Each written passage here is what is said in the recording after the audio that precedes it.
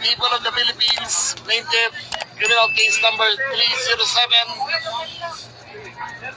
M202 for violation of Section 3 RA 3019 Anti-Graft and Corrupt Practices Act against versus Pacifico Discaya et al.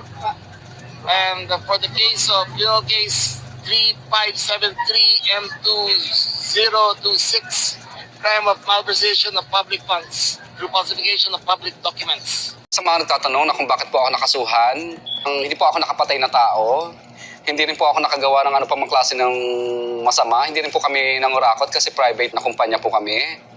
Damay-damay na.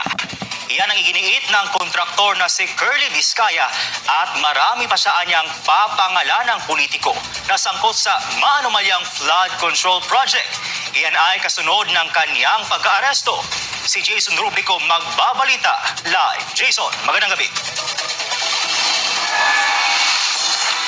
Ginamit, pinabayaan at binusalan ng mga nasa kapangyarihan. Prince, ito ang mabigat na pahayag ni Curly Discaya matapos siyang arestuhin sa kasong malversation of public funds. Iginit ni Discaya na bukod sa 17 personalidad na kanya nang sinabi o binanggit na sangkot sa flood control anomalies ay meron pa umanong 150 politiko na handa niyang pangalanan. Inaresto ang contractor na si Curly Discaya ng Philippine National Police Criminal Investigation and Detection Group o PNP-CIDG sa loob ng Senado nitong Lunes ng umaga. Ito ay sa bisa ng warrant of arrest na inilabas ng Regional Trial Court ng Malolos City kaugnay ng kasong malversation of public funds na walang piyansa. May kaugnayan ng kaso sa isang maanumalyang flood control projects sa Bulacan. Ayon sa abogado ni Discaya na si Attorney Cornelio Samaniego, nalulungkot ang kanyang kliyente dahil hindi nito inakala na hahantong sa ganitong sitwasyon ang pagsabi nito ng umano'y katotohanan hinggil sa naturang proyekto. Sabi lang niya, nalulungkot nga siya dahil nagsalita siya ng katotohanan tungkol dito sa flood control. Siya pa yung makukulong ngayon. So, nakakalungkot sa kanya, para sa kanya yun. Muling itinanggi ng kampo ni Discaya ang mga paratang laban sa kanya. Ayon kay Samaniego, lehitimong kontraktor ang kanyang kliyente. Kontraktor mo siya, legal siyang kontraktor, so we deny the allegations. Lahat po ng mga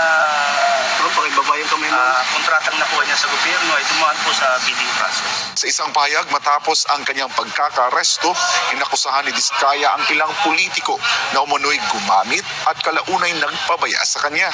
Iginit ni Discaya na ang pagkulong sa kanya sa loob ng 9 na buwan ay paraan upang mabusalan siya at pigilan sa paglalantad ng iba pang personalidad na sinasabi niyang sangkot sa umano'y katiwalian sa mga flood control projects. Ayon kay Discaya, bukod sa 17 pangalan na nauna niyang nabanggit, meron pa umano siyang mahigit 150 pang personalidad na maaari niyang pangalanan.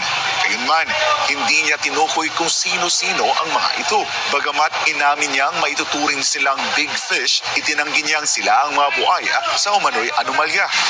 Aniya, wala silang ghost projects o substandard projects at naisakatuparan nila ng buo ang mga kontratang ipinagkatiwala sa kanila, kabilang ang paglalagay ng insurance at warranty bonds upang maprotektahan ang gobyerno.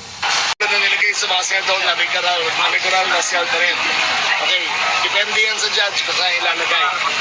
Itong flood control mess is for cases ay moving forward. Kita nyo, at sa mga darating na panahon ay mas maraming